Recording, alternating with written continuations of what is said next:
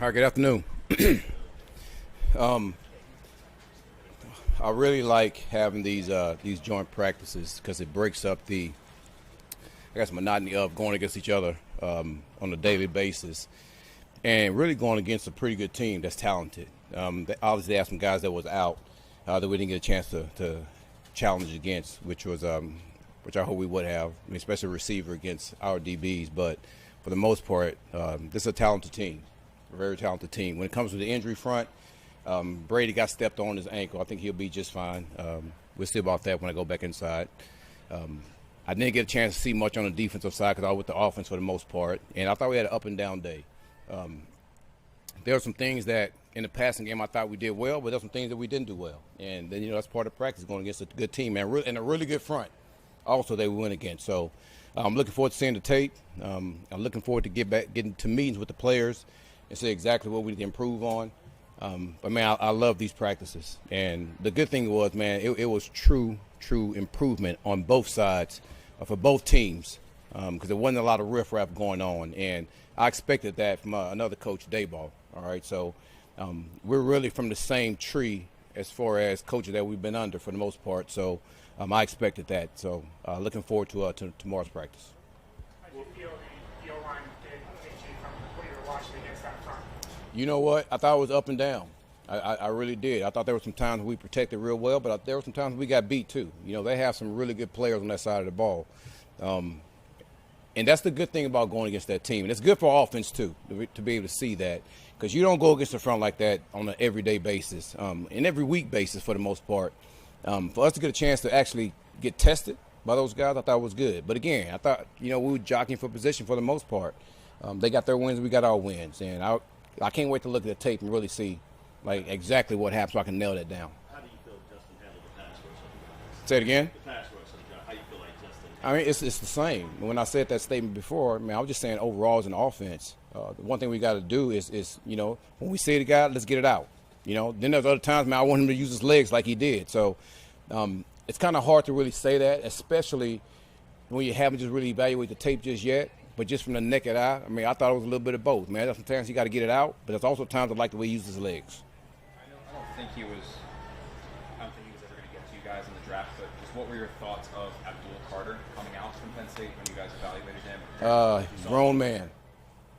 He's a grown man. So nothing that out of the ordinary. We all know that, so he didn't shock anybody by some of the things that he can do individually and how they utilize him as far as, trying to get him in one-on-one matchups. So he's a damn good player. We all know that. He's going to be able to make some plays in this league. But again, he's a good player. Can you give us updates on previously injured guys like Lazard and Tyrod? Yeah. So Tyra had a procedure, which we all know. He's still going through his protocol as far as his rehab. So we'll see exactly where he is in the next couple of weeks. I don't think he'll be playing in the preseason, but hopefully he'll be ready for week one. Lazard has a shoulder. I think it's about 2 weeks for him.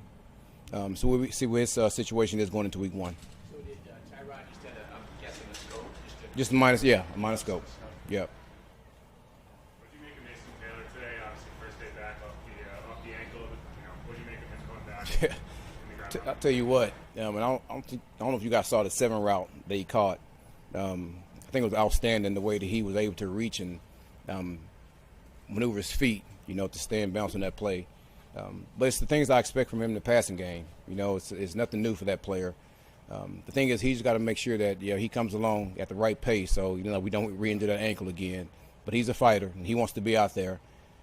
We're gonna do everything we can to protect him the right way, but also let him go out there and get his work in. So I thought he had a hell of a day. How good is it for Membo to get a chance to go against these different pass rushers they all have different skill sets too? Listen, I think it's good for our whole O-line, because again, they're a talented front. And for all those guys to get a chance to go against somebody new with different skill sets is always good. So to get a chance to go back and look at the tape and then do it again the next day, I think our guys will end up watching it and being better on the next day too. What's your impression of Dayball? How much did you know him before? And Yeah. Can you talk a little bit about what the stuff you guys worked Yeah, on before so you got here? I've been knowing Dayball for a while. And I said it before, we're from the same tree for the most part when you just go back and look at his history of coaches he's been with and the coaches I've been with. And I won't go too much into that, but there's a lot of things we see it the same, we think the same. And listen, we're both in this area of New York where it's tough, and there's a number of things that we got to battle when we talk about that, but I don't think there's a better man for the job, for the Giants, and I think he's going to do a good job there, so good friend of mine, good person. At the Combine, we hang together quite a bit. But again, he's just a good dude. Now that Ray Johnson's been activated on PUP, just Yeah. what's the plan for him just moving forward? The same plan that we talked about before. We have a plan for him, and when it's time for him to be on the field, he'll be there. Who stood out to you on defense other than the usual suspect sauce? Well, I wasn't over there, so I don't know that yet. What's the update on Quinn? I saw him on the side. Same as the other injured guys. We have a protocol for him, and he'll be ready when it's time. We've talked a lot about Braylon and how big he is, how Yep. physical he is. I don't know if you were there, but he made a pretty impressive catch from the wheel route in 7-on-7 drills. Can you speak a little bit about his versatility? He's not just big and physical. He's got some speed and catch. No doubt. And that's really for all of our backs, because all of our backs at 225 plus. And not only are they good downhill runners, but they also, help us in the passing game too. I think you saw Brees. Brees made a number of catches in the 7-on-7. Where he was able to elude some guys and get open and make some plays. So I'm not surprised at that. I know that's the one thing that we talk about with him because he's 240 pounds, about him being a downhill runner. But there's a number of things that he can do. And we're going to utilize all those guys to what they do well, all right? And then also surprising people some of the things that they don't think they do well. So I'm looking forward to that. AG, getting like the touchdown by Justin. Yeah. Isaiah Davis runs a route and he sells it. Holds up his hands, cut the DB out. When you're watching the film, does that jump out to you as just kind of an example of this football IQ? It's the things that we talk about being smart. And I said it from the beginning, the type of players that we want on our team are smart, tough, aggressive, and resilient. So it doesn't surprise me at all. I'm not saying that we talk about it in totality, but, he just made a smart play. And those type of players want on a team, so it doesn't surprise me. The resilient, does it say anything about Justin that he had a string of periods there where it wasn't really going his way, sacks and completions, like Yeah. the pass rush was getting after him. But the final play that he throws at practice is that sidearm back of the end zone. I think it was Yeah. Tucker. Is it just unfaced? Like he didn't let anything really bother Well, it him? seems like I keep telling you guys the same thing every day about who he is. He's a mature man, and the outside noise does not bother him.